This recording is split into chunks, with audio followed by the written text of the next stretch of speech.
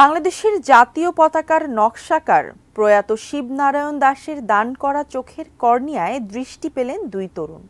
৬ ঘন্টার মধ্যে মৃত ব্যক্তির চোখের কর্নিয়া সংরক্ষণ করে তা সহজভাবে প্রতিস্থাপন করা সম্ভব বলছেন চিকিৎসকরা।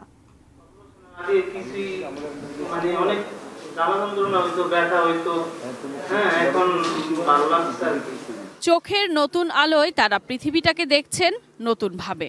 চাঁদপুরের মশিউর রহমান এবং রংপুরের আবুল কালাম আজাদ। বাংলাদেশের জাতীয় পতাকার নকশাকার প্রয়াত শিবনারায়ণ দাশের দান করা কর্নিয়ায় যেন ফিরে পেলেন নতুন জীবন।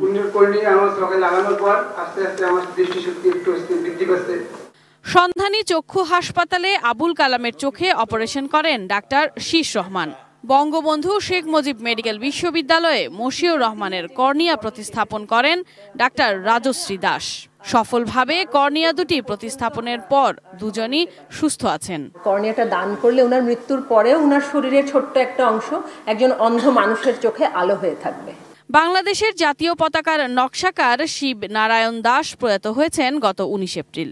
শেষ ইচ্ছে অনুযায়ী তার দেহ দান করা হয় মানব কল্যাণে।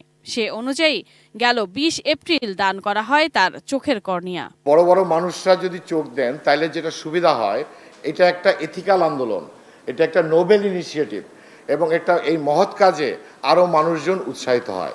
শিবনারায়ণ দাশের শেষ ইচ্ছে অনুযায়ী তার দেহ দেশের মানুষের কল্যাণে কাজে লাগাতে পেরে খুশি পরিবার। তার ইচ্ছাকে পূরণ করতে পেরে আমি কৃতজ্ঞ আপনাদের কাছে। চিকিৎসকরা জানান, মরণোত্তর চক্ষুদানে ধর্মীয় ও সামাজিক কোনো বাধা নেই। তাই মরণোত্তর চক্ষুদানে সবাইকে উদ্বুদ্ধ করার আহ্বান জানান চিকিৎসকরা। ইরান, সৌদি আরবের মতো দেশে যেখানে আমাদের চেয়ে শরিয়া আইন আরও কঠোরভাবে পালন করা হয়, সেখানে কিন্তু বাৎসরিকভাবে ৬,০০০ থেকে ৮,০০০ কর্নিয়া ডোনেশন করা হয়।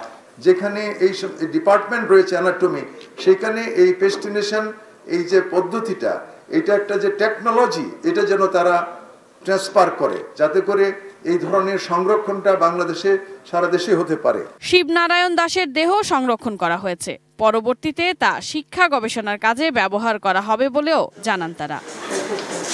Sadia Nancy, ATN news, Dhaka.